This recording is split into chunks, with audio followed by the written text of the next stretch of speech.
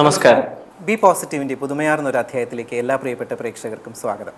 അരവിന്ദ്, ഇന്ന് നമുക്ക് ഏറെ ഒരു കേരളക്കരയാകെ ഒരു ചുവന്ന പരവതാനി വിരിച്ച ഒരു സമയമാണിപ്പോൾ. നമ്മുടെ പുതിയൊരു സർക്കാർ അധികാരത്തിൽ വന്നു, എല്ലാം ശരിയാകും എന്ന ഒരു ഉറച്ച ദൃഢനിശ്ചയത്തോടു കൂടി തന്നെയാണ് അവർ അധികാരത്തിൽ ഏറ്റിരിക്കുന്നത്. അതുപോലെ തന്നെ നമുക്ക് ഒരുപാട് പ്രത്യേകതകളുണ്ട്. ഇന്ന് നമ്മുടെ 101ാമത്തെ എപ്പിസോഡാണ് അല്ലേ. 100 എന്നതൊരു അവസാനമാണെങ്കിൽ 101 എന്ന് പറയുന്നത് ഒരു തുടക്കമാണ്. അപ്പോൾ അതുകൊണ്ട് തന്നെ ഏറെ സ്പെഷ്യലാണ് ഇന്നത്തെ ദിവസം എന്ന് പറയുന്നത്. ഞങ്ങളെ ഇത്രയും നാൾ കണ്ടുകൊണ്ടിരുന്ന പ്രേക്ഷകർ എല്ലാവർക്കും ഞങ്ങളുടെ ഹൃദയം നിറഞ്ഞ നന്ദി പറയുന്നു. ഒപ്പം നമ്മുടെ പുതുമയാർന്ന ഒരു അധ്യായത്തിലേക്ക് എല്ലാ പ്രേക്ഷകരെയും ഒരിക്കൽ കൂടി സ്വാഗതം ചെയ്യുകയാണ്. ഇന്ന് മറ്റൊരുപാട് പ്രത്യേകതകളുണ്ട് അല്ലേ.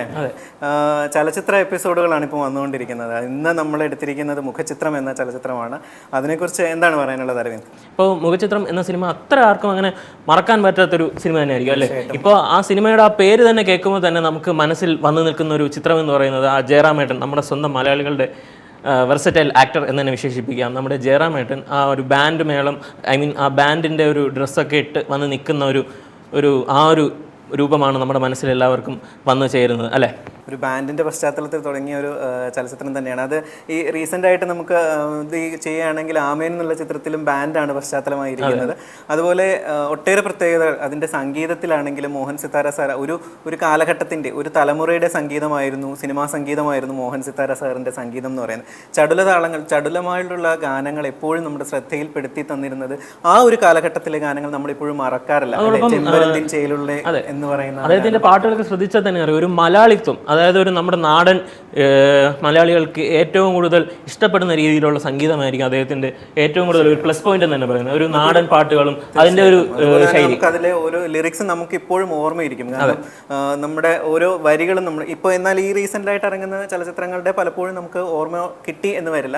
എന്നാൽ ആ ഒരു കാലഘട്ടത്തിൽ വന്നിരുന്ന ചലച്ചിത്രങ്ങളിലെ ചടുലമായ ഗാനങ്ങൾ പോലും നമ്മുടെ ശ്രദ്ധയിൽപ്പെടുകയും നമുക്ക് അതിന്റെ ലിറിക്സ് ഓർമ്മയിരിക്കുകയും ചെയ്തിരുന്നു. എന്ത് തന്നെയായാലും മുഖചിത്രം എന്ന ചിത്രത്തിന്റെ വിശേഷങ്ങളും മോഹൻ സിത്താര സാറിൻ്റെ സംഗീതവും ഒക്കെ നമ്മുടെ മനസ്സിൽ അലതല്ലി നിൽക്കുന്ന ഈ സമയത്ത് നമുക്കൊരു ശുഭകരമായ സംഗീതം ആസ്വദിക്കാം. നമുക്ക് കാണാം ശുഭസംഗീതം.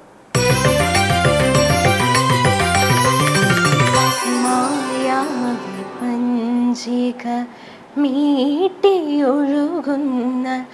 മാലിനി മന്ദ കാമിനി ശിശിരസന്ധ്യാ രാഗം ചാർത്തിയ ശകുന്തളയെ നീ കണ്ടു, അവളുടെ ശോകാർദ്ര സംഗീതം കേട്ടോ. മായാവി പഞ്ചിക മീട്ടിയൊഴുകുന്ന മാലിനി മന്ദ കാമിനി നാലേക ശ്രുതി മീട്ടും കണ്ണു മഹാമുനി നിറകണ്ണായി തിരയുന്നു. നാലേക ശ്രുതി മീട്ടും കണ്ണു മഹാമുനി നിറകണ്ണായി തിരയുന്നു. കാനന സീമയിൽ ഇളമാൻ കുരുന്നിൻ്റെ സ്നേഹമിഴിയും തിരയുന്നു. അജ്ഞാനമാമേതോ നാൾ പാമര കൂട്ടിൽ ശകുന്തള തേങ്ങുന്നു. അജ്ഞാനമാമേതോ നാൾ പാമര കൂട്ടിൽ ശകുന്തള തേങ്ങുന്നു. മായാവി പഞ്ചിക മീട്ടിയൊഴുകുന്ന മാലിനി മന്ദ കാമിനി ഛായാപടങ്ങളിൽ പാടും നിറങ്ങളാൽ രവിവർമ്മ തിരയുന്നു. ഛായാപടങ്ങളിൽ പാടും നിറങ്ങളാൽ രവിവർമ്മ തിരയുന്നു. കാവ്യാക്ഷരത്തിന്മേൽ നറുമണി തൂവലായി കാളിദാസനും തിരയുന്നു. അജ്ഞാനമാം ശകുന്തള തേങ്ങുന്നു. അജ്ഞാനമാമേതു നാൽപ്പാമര കൂട്ടിൽ ശകുന്തള തേങ്ങുന്നു. മായാവി പഞ്ചിക മീട്ടിയൊഴുകുന്ന മാലിനി മന്ദ കാമിനി. ശിശിരസന്ധ്യാ രാഗം ചാർത്തിയ ശകുന്തളയെ നീ കണ്ടു. അവളുടെ ശോകാർദ്ര സംഗീതം കേട്ടോ. ആ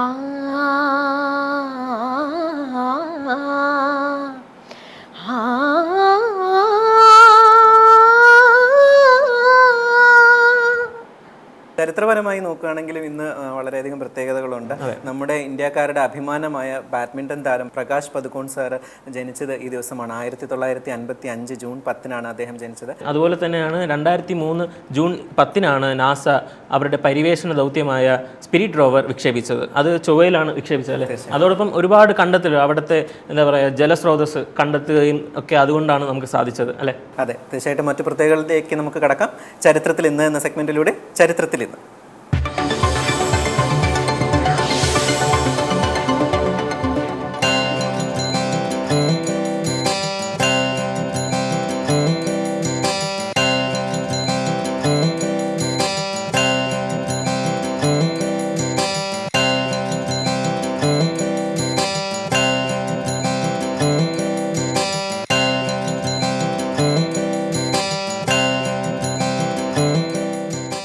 അരവിന്ദ്, നമ്മുടെ ചില പേരുകൾ കേൾക്കുമ്പോൾ നമുക്ക് നമ്മുടെ ഉള്ളിലൊരു സംഗീതം വരും. കാരണം ആ പേരിന് ഒരു സംഗീതത്തിന്റെ ഒരു ചുവയുണ്ടാവും. തീർച്ചയായിട്ടും നമുക്കത് ആ പേര് കേൾക്കുമ്പോൾ ഇവരൊരു സംഗീതജ്ഞയാണോ എന്ന് നമുക്ക് തോന്നിപ്പോകും. അത്തരത്തിലൊരു പേരാണ് ഡോക്ടർ എസ് ഭാഗ്യലക്ഷ്മിയുടേത്. ഭാഗ്യലക്ഷ്മി മാഡത്തിനെ കുറിച്ച് പറയുകയാണെങ്കിൽ ഒരു കലാകാരി, ഒപ്പം ഒരു എഴുത്തുകാരി കൂടിയാണ്. ബാലസാഹിത്യത്തിലാണ് കോൺസെൻട്രേറ്റ് ചെയ്തിരിക്കുന്നത്. MA സംഗീതത്തിൽ 1ാം റാങ്കോടുകൂടി ബിരുദം നേടിയ ഒരു വ്യക്തിത്വമാണ്. സ്വാതി തിരുനാളിൻ്റെ ആത്മകഥ ഒരു കുട്ടികൾക്ക് വായിക്കത്തക്ക രീതിയിൽ വളരെ ലളിതമായിട്ട് തന്നെ അവതരിപ്പിച്ചിട്ടുള്ള ഒരു വ്യക്തി കൂടിയാണ് ഭാഗ്യലക്ഷ്മി മാം. നമുക്ക് ഇന്ന് അതിഥിയായി കിട്ടിയിരിക്കുന്നത്, എനിക്ക് പറയാനുള്ളത് എന്ന സെഗ്മെന്റിൽ അതിഥിയായി കിട്ടിയിരിക്കുന്നത് മറ്റാരുമല്ല, ഡോക്ടർ എസ് ഭാഗ്യലക്ഷ്മി മാഡത്തിനെയാണ്. അപ്പോൾ നമുക്ക് അവരെക്കുറിച്ച് കൂടുതൽ അറിയാം, അവരോടൊപ്പം നമുക്ക് കുറച്ച് നേരം ചെലവഴിക്കാം. അടുത്ത സെഗ്മെന്റിലേക്ക് കടക്കാം. നമുക്ക് കാണാം എനിക്ക് പറയാനുള്ളത്.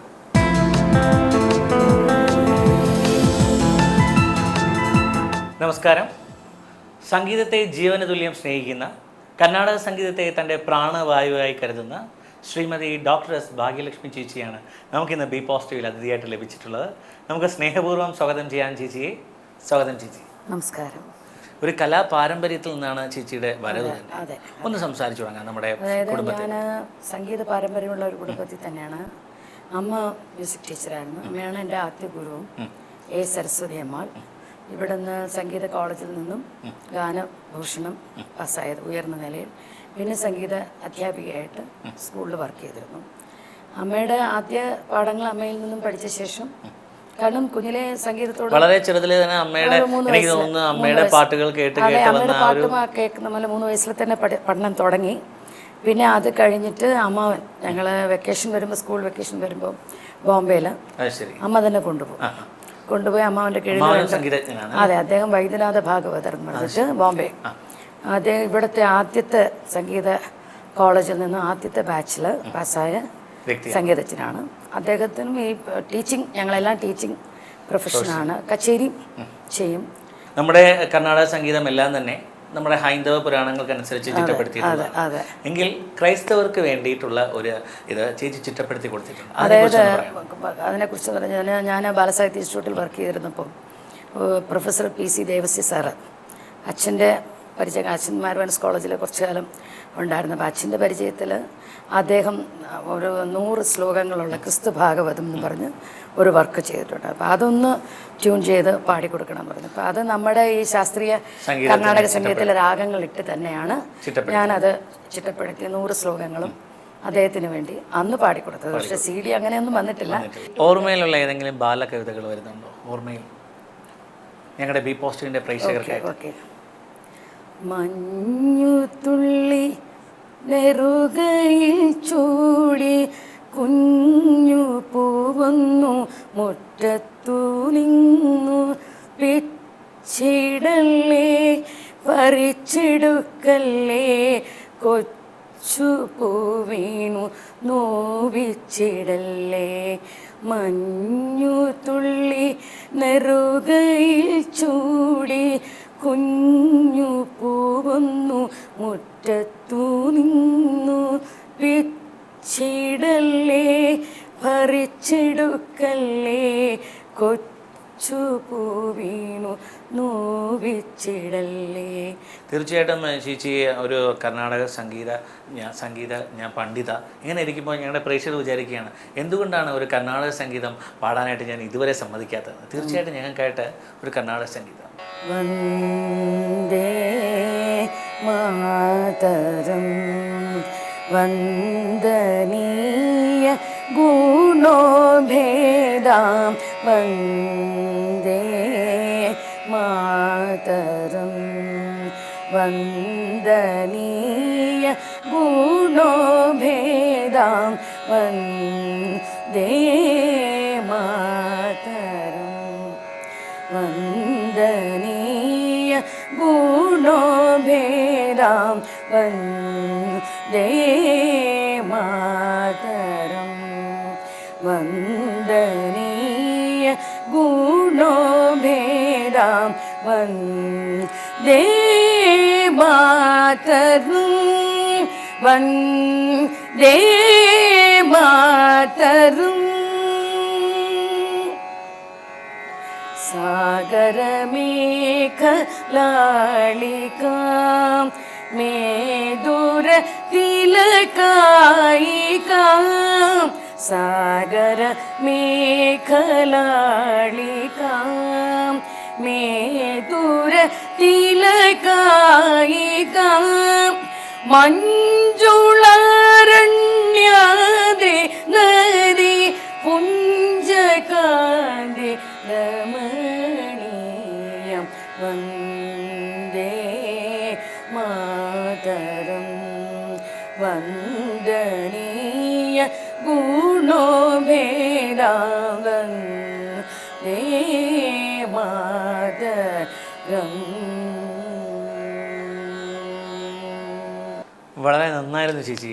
ശരിക്കും നമ്മുടെ ഭാരതത്തിനെ കുറിച്ച് ഭാരത് മാതാവിനെ കുറിച്ച് അല്ലേ ദേശഭക്തിയാണ്. ചേച്ചിയുടെ കുടുംബത്തെ പറ്റി നമുക്കൊന്ന് പറയാം. കുടുംബത്തോട് ഞാൻ എൻ്റെ അച്ഛൻ അമ്മ 5 ബ്രദേഴ്സ് ഉണ്ട്, സഹോദരന്മാർ. ഞാൻ മകൾ ഒരാളേ ഉള്ളൂ. ഈ 5 പേരിൽ 5 പേരും പാട്ടുകാരായിരുന്നു. മൂത്ത ചേട്ടനാണെങ്കിൽ ഹിന്ദി സോങ്സും അതൊക്കെയാണ്, പണ്ടത്തെ റഫി മുകേഷ് അവരുടെയൊക്കെ. രണ്ടാമത്തെ ആള് ഹിന്ദുസ്ഥാനി ഇഷ്ടമാണ്. ഹിന്ദുസ്ഥാനി ഇഷ്ടമാണ്, കേട്ടിട്ടുണ്ട്, പക്ഷേ പഠിച്ചിട്ടില്ല. ലൈറ്റ് മ്യൂസിക് റേഡിയോയിൽ പാടുന്നുണ്ട്, പാടിയിട്ടുണ്ട്, ഇപ്പോഴും പാടിക്കൊണ്ടിരിക്കുന്നു. കർണാട്ടിക്കാണ് ഞാൻ കൂടുതലായിട്ട്, അതിലാണ് കേന്ദ്രീകരിച്ച് പഠനം. പിന്നെ ഒരു ബ്രദർ ആർമിയിലാണ്, പുള്ളിയും ഹിന്ദി സോങ്സിൻ്റെ, കാരണം അച്ഛൻ ഹിന്ദി പ്രൊഫസറായിരുന്നുകൊണ്ട് ഞങ്ങൾ കൊച്ചിലെ മുതൽ ഹിന്ദി പാട്ടുകൾ കുറേ പാടിക്കുമായിരുന്നു. ഞാനൊക്കെ ലതാ മങ്കേഷ്കറിൻ്റെ പാടും, ബ്രദേഴ്സൊക്കെ ആണെങ്കിൽ റഫി, അങ്ങനെ ഞങ്ങൾ ഹിന്ദി പാട്ടുകളാണ് കൂടുതൽ പഠിച്ചിട്ടുള്ളത്. പിന്നെ മലയാളം പഠിച്ചിട്ടുണ്ട്. പിന്നെ ഒരു ബ്രദർ RV കോളേജിൽ പ്രിൻസിപ്പലായിട്ട് റിട്ടയർഡ് പ്രൊഫസർ M ബാലസുബ്രഹ്മണ്യം, പുള്ളി മൃദംഗമാണ്. പിന്നെ യങ്ങസ്റ്റ് ബ്രദർ പറഞ്ഞാൽ ഡോക്ടർ M N മൂർത്തി, പുള്ളിയും PhD ആണ്, മ്യൂസിക്കിൽ വയലിൻ പ്രൊഫസറാണ്, റിട്ടയർ ചെയ്തു. അപ്പോൾ ഞങ്ങൾ കുടുംബത്തിൽ തന്നെ ഒരു 5 PhD-കാർ തന്നെ സംഗീതത്തിൽ. രണ്ടാമത്തെ ചേട്ടൻ മ്യൂസിക് തെറാപ്പിയിലും MA മ്യൂസിക്കലും PhD ആണ്, 2 PhD ആണ്, 2 MA ഉണ്ട്. അങ്ങനെ ഡോക്ടർ ഹരിഹരൻ പറഞ്ഞു ഒരുപാട് ബുക്സ് എഴുതിയിട്ടുണ്ട്. അപ്പോൾ അച്ഛൻ്റെ ബുക്ക് എഴുത്തിൻ്റെ ആ ഒരു ടാലൻറ്റ് കിട്ടിയിട്ടുള്ള എനിക്കും എൻ്റെ രണ്ടാമത്തെ ചേട്ടനുമാണ്. കാരണം ഞങ്ങൾ രണ്ടുപേരും കുറേ ബുക്സ് എഴുതിയിട്ടുണ്ട്, ഒരുപാട് ബുക്കുകൾ എഴുതിയിട്ടുണ്ട്. അത് പ്രധാനമായിട്ട് ഞാൻ കുട്ടികളെ ഉദ്ദേശിച്ചാണ്. കുട്ടികളെയും പിന്നെ സംഗീതം ഇഷ്ടപ്പെടുന്നവർ, അവർക്ക് വളരെ ലളിതമായിട്ട് ഇതിനെക്കുറിച്ച് മനസ്സിലാക്കാനുള്ള ഒരു ഉദ്ദേശത്തോടു കൂടിയാണ് ചെയ്തിരിക്കുന്നത്. എൻ്റെ Ragalakshana Deepika, ragas in Carnatic music, lakshana granthas in music, approach Bharatanatyam, Carnatic music compositions, പിന്നെ അല്ലാതെ ഇത്തരമൂർത്തികളുടെയൊക്കെ കൃതികൾ സമാഹരിച്ചിട്ട് അത് നൊട്ടേഷനോടുകൂടി തയ്യാറാക്കിയിട്ടുണ്ട്. ശരിക്കും കുട്ടികളെ ഇത്രമാത്രം ഇഷ്ടപ്പെടുന്ന ഒരു കലാകാരിക്ക് തീർച്ചയായിട്ടും സ്വന്തം കുട്ടികളെ പറ്റി പറയാം. എൻ്റെ എനിക്കൊരു മകളെ ഉള്ളൂ. മകള് പാട്ട് പഠിച്ചു, അവൾ MBA കഴിഞ്ഞിട്ട് ബാംഗ്ലൂർ സെറ്റിൽഡാണ്. അവൾക്ക് ഒരു മകളുണ്ട്. സംഗീതം പഠിച്ചു. കാരണം എൻ്റെ ഗുരുവിൻ്റെ അടുത്ത് തന്നെയാണ്. എൻ്റെ ഗുരു ഞാൻ അമ്മയുടെ അടുത്ത് പഠിച്ച ശേഷം പ്രൊഫസർ വെച്ചൂർ എൻ ഹരിഹര സുബ്രഹ്മണ്യൻ സാറാണ്. ഞാൻ MA BA ഒക്കെ പഠിക്കുമ്പോൾ സാറിൻ്റെ ഇതിലാണ് അഡ്വാൻസ്ഡ് ഇതിൽ പഠിച്ചത്. പിന്നെ PhD ചെയ്തെന്ന് പറഞ്ഞാൽ doctor S Venkata Subrahmanyar, doctor Ramanathan മതി, രണ്ടുപേരുടെ കീഴിൽ കേരള യൂണിവേഴ്സിറ്റിയിൽ നിന്ന് സംഗീതത്തിൽ ആദ്യത്തെ PhD ഞാൻ 82 എടുത്തു. 82 ഞാൻ കേരള യൂണിവേഴ്സിറ്റിയിൽ നിന്ന് മ്യൂസിക്കിൽ PhD എടുത്തു. പിന്നെ മോള് ടീച്ചറായിട്ട് വർക്ക് ചെയ്യാണ് ബാംഗ്ലൂർ. പക്ഷേ MBA ആണ് എടുത്ത്. അങ്ങനെ പോയി. കൊച്ചുമോള് പാട്ട് പഠിക്കുന്നുണ്ട്. പാട്ട് പഠിച്ചു തുടങ്ങി 6ാം ക്ലാസ്സാണ്. ശരിക്കും ഇന്നത്തെ ഈ സമൂഹത്തിൽ നമ്മുടെ സംഗീതം കുറച്ച് അന്യമായിക്കൊണ്ടിരിക്കുന്നു. കാരണം പലരും ഈ പറഞ്ഞതുപോലെ സ്വന്തം ജീവിതം അങ്ങും എത്തിക്കാനുള്ള ഓട്ടത്തിലാണ്. അപ്പോൾ സംഗീതം എന്ന് പറയുന്നത് ഒരു വരുമാന മാർഗമാക്കാൻ നമുക്ക് സാധിക്കില്ല. ആ ഒരു കാലഘട്ടത്തിൽ നിൽക്കുമ്പോൾ ചേച്ചിക്ക് എന്താണ് തോന്നുന്നത്? അല്ല, നമുക്ക് സംഗീതം മെയിനായിട്ട് പഠിക്കണമെന്നില്ല, പഠിക്കാം. പക്ഷേ നമ്മൾ വേറെ പ്രൊഫഷണലിൽ പോയാൽ പോലും ഇപ്പോൾ ഒരുപാട് സംഗീതജ്ഞരുണ്ട്. പ്രൊഫഷണലി എഡ്യൂക്കേഷൻ എടുത്ത് അവർ എൻജിനീയറിങ്ങും അഡ്വക്കേറ്റും ലോയും മറ്റ് MBA ഒക്കെ പഠിച്ചിട്ട് അവരത് വിട്ടിട്ട് സംഗീതക്കാരായിട്ട് ഫുൾ ടൈം സംഗീതക്കാരായിട്ടുണ്ട്.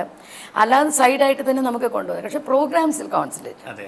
നമ്മൾ പാട്ട് പഠിക്കുന്നത് എപ്പോഴും കേൾപ്പിക്കാനായിരിക്കും. നമ്മൾ പാടി മറ്റുള്ളവർ കേൾക്കണം. എങ്കിലേ നമ്മൾ എത്രത്തോളം പാടുന്നു, എത്രത്തോളം നമ്മൾക്ക് മ്യൂസിക് മറ്റുള്ളവരെ നമ്മുടെ സംഗീതം എത്രത്തോളം ആസ്വദിക്കാൻ പറ്റും എന്നുള്ളത് അറിയുമ്പോൾ ഇത് പ്രൊഫഷനായിട്ട് കൊണ്ടുപോകാം. അത് ഈ പറഞ്ഞതുപോലെ ജോലി കിട്ടിയാൽ, പക്ഷെ നമ്മുടെ ഇതിൽ പറ്റുന്ന പറഞ്ഞ ജോലി കിട്ടിക്കഴിയുമ്പം പിന്നെ പാട്ട് പഠിക്കത്തേ ഇല്ല. ഇപ്പം സംഗീത അധ്യാപകർ ജോലി കിട്ടിക്കഴിഞ്ഞാൽ എനിക്കെല്ലാം ആയിക്കഴിഞ്ഞു എന്നുള്ള ഇതിൽ അവർ പിന്നെ പാട്ടുകാരെന്നും വിദ്യാർത്ഥികളായിരിക്കും. പുതിയ ഇത് ആനന്ദമാണ്. തീരത്തില്ല, ഒരു ജന്മം കൊണ്ടും തീരത്തില്ല. പഠിച്ചുകൊണ്ടേയിരിക്കും. നമ്മൾ കുറേ പഠിച്ചു എന്ന് വിചാരിക്കും, അപ്പോഴായിരിക്കും നമ്മൾ കേട്ടിട്ടില്ലാത്ത വേറൊരു പാട്ട് കേൾക്കുന്നത്. അപ്പോൾ അത് പഠിക്കണം. ഇപ്പോഴും ഞാൻ പഠിച്ചുകൊണ്ടിരിക്കുക. ഇപ്പോഴും നമ്മൾ സംഗീത വിദ്യാർത്ഥി. എനിക്കങ്ങനെ ഒരു പർട്ടിക്കുലർ ഒരു രാഗം എന്നല്ല, നമ്മുടെ മനസ്സിനെ ടച്ച് ചെയ്യുന്ന, മനസ്സിനെ ഹൃദയത്തെ തൊട്ട് സുഖപ്പെടുത്തുന്ന ഏത് രാഗവും അങ്ങനെ നമ്മുടെ സംഗീതത്തിന് ധാരാളം രാഗങ്ങൾ, ഒരുപാട് രാഗങ്ങളുണ്ട്. ഇപ്പോൾ ഉദാഹരണത്തിന് പറഞ്ഞാൽ രാഗങ്ങൾ പൊതുവേ പറഞ്ഞാൽ പല ഇമോഷൻസും കൊണ്ടുവരുന്നു നമ്മുടെ ഇത്. അപ്പം ശോകം ഇതുണ്ട്, ശൃംഗാരം, കൂടുതൽ അറ്റാച്ച്മെന്റ്. ഞാൻ പൊതുവേ പ്രതിമധ്യമ രാഗങ്ങളോടാണ് എനിക്ക് കുറച്ച് പ്രതിമ. കാരണം എനിക്ക് ചെറുതിലെ മുതലേ എൻ്റെ ശബ്ദത്തിന് കൂടുതൽ യോജിക്കുന്നത് പ്രതിമധ്യമ രാഗങ്ങളാണെന്ന് ഒരു തോന്നല്. മറ്റേത് പാടും ഇല്ലെന്നില്ല. ഇപ്പോൾ ഭൈരവിയുണ്ട്, തോടി, ശങ്കരാഭരണം, കാമ്പുജ, ഇതൊക്കെ ശുദ്ധമധ്യമ രാഗങ്ങൾ, അതും പാടാറുണ്ട്. അതിനോടൊപ്പം തന്നെ സിമേന്ദ്ര മധ്യമം, പന്തൂരാളി, കല്യാണി, ധർമ്മവതി, അങ്ങനെ രാഗങ്ങളുണ്ട്. അങ്ങനത്തെ രാഗങ്ങളും എല്ലാം പാടാറുണ്ട്. പക്ഷേ കൂടുതലും പ്രതിമധ്യമ രാഗങ്ങളോടാണ് ഒരു ആഗ്രഹമുണ്ട് കൂടുതൽ. തീർച്ചയായിട്ടും ഇനി ഞങ്ങളുടെ പ്രേക്ഷകർക്കായിട്ട് ഒരു ലൈറ്റ് മ്യൂസിക് പാടാം. ഞാൻ ലൈറ്റ് മ്യൂസിക്കിൽ വലിയ പാടാം. പക്ഷെ ഞാൻ എൻ്റെ ഫീൽഡ് ഇതായതുകൊണ്ട് എന്നാലും പാടാം. റേഡിയോയിൽ പാടിയിട്ടുള്ളൊരു പാട്ട് പാടാം. സ്വരങ്ങൾ സപ്ത സ്വരങ്ങൾ,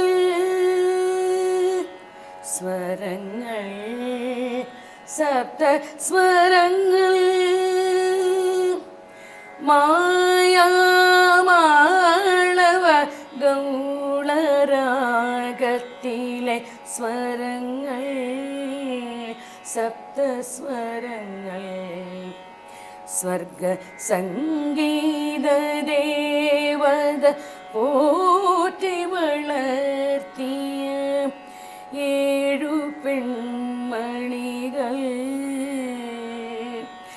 അവരേണാംഗ സുന്ദരികൾ, സ്വരങ്ങൾ സപ്ത സ്വരങ്ങൾ,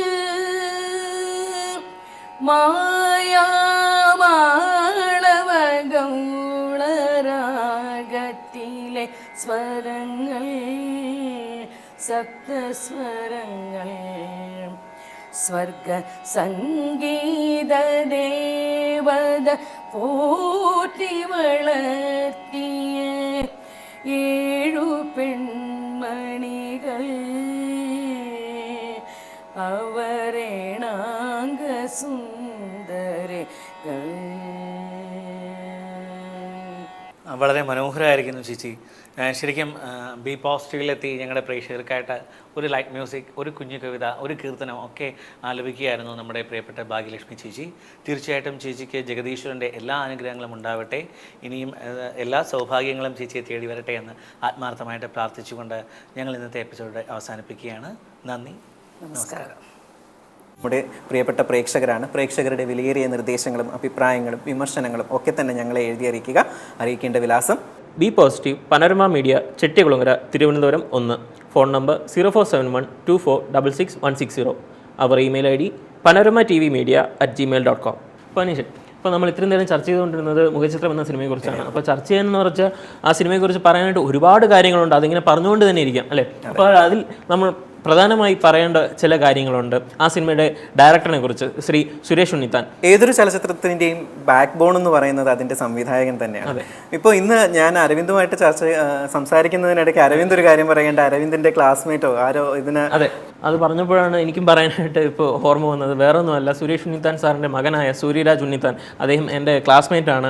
ഫിലിം ഫീൽഡിലേക്ക് വരണം എന്നൊരു ആഗ്രഹത്തോടെ നിൽക്കുന്ന ഒരു വ്യക്തിയും കൂടിയാണ്. പറയാതിരുന്നെങ്കിൽ ക്ലാസ്മേറ്റ് ഓടിച്ചേനെ. അതെ അതെ. അതോടൊപ്പം എടുത്തു പറയേണ്ട മറ്റൊരു കാര്യം എന്ന് പറയുന്നത് അദ്ദേഹത്തിൻ്റെ മൂത്ത മകനായ ശ്രീ അഭിരാം ഉണ്ണിത്താൻ. അദ്ദേഹം മലയാളത്തിൽ ഒരു സിനിമ സംവിധാനം ചെയ്തിട്ടുണ്ട്. അതോടൊപ്പം ഇനിയും അദ്ദേഹം വരുന്ന കാലങ്ങളിൽ അദ്ദേഹം സിനിമ സംവിധാനം ചെയ്യാനായിട്ടുള്ളൊരു. എന്തായാലും പ്രേക്ഷകർക്ക് ശുഭകരമായ ഒരു ദിനം ആശംസിച്ചുകൊണ്ട് ഇന്ന് ഞങ്ങൾ വിടവാങ്ങുന്നു. നാളെ വീണ്ടും കാണാം. നന്ദി, നമസ്കാരം.